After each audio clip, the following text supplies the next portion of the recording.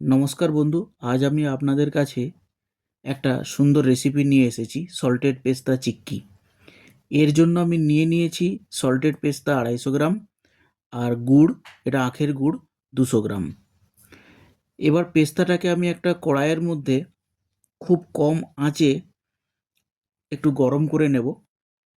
কড়াইয়ের মধ্যে পেস্তাটা এইভাবে কন্টিনিউ নাড়তে হবে। খুব বেশি গরম হয়ে গেলে পেস্তাটা আবার ভালো লাগবে না, তাই একটু বেশ কিছুক্ষণ হালকা গরম আঁচে একটু এইভাবে নেড়ে নিতে হবে। এবার এই পেস্তাটাকে আমি তুলে নিয়ে একটা পাত্রে রেখে দেবো ঠান্ডা করার জন্য।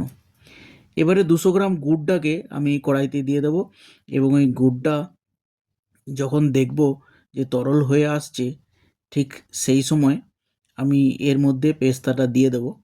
গুড়টা দেখবেন এর মধ্যে যে গুড়ের ডালা ডালা অংশগুলো আছে, ওগুলো একটু গরম হলেই ওগুলো গলে তরল হয়ে যাবে। তো তরল হয়ে গেলে পুরো গুড়ের সমস্ত ডালাগুলো তরল হয়ে যাওয়ার পরে আমি পেস্তাটাকে গুড়ের মধ্যে দিয়ে দেবো এবং এটাকে কন্টিনিউ আমি একটা হাতা দিয়ে নাড়তে থাকবো, যাতে এটা কড়ার ওপর বসে না যায়, তাহলে এর টেস্টটা খুব ভালো হবে না। কন্টিনিউ এরকম আমি নাড়তে থাকবো এবং কিছুক্ষণ পরে দেখবো যে গুড়টা যখন ফুট আসবে, গুড়টা যখন হালকা হালকা করে ফুটে উঠবে, তখন আমি এটাকে একটা পাত্রের মধ্যে, যেটার মধ্যে আমি আগে একটু ঘি লাগিয়ে রেখেছিলাম, তার উপরে আমি এটা নিয়ে নেব। নিয়ে এবার এটাকে আমি ঠান্ডা করার জন্য একটু রেখে দেবো। ফ্যানের নিচেও রাখতে পারেন বা অমনি জায়গার উপর রাখলে এটা অটোমেটিক ঠান্ডা হয়ে যাবে।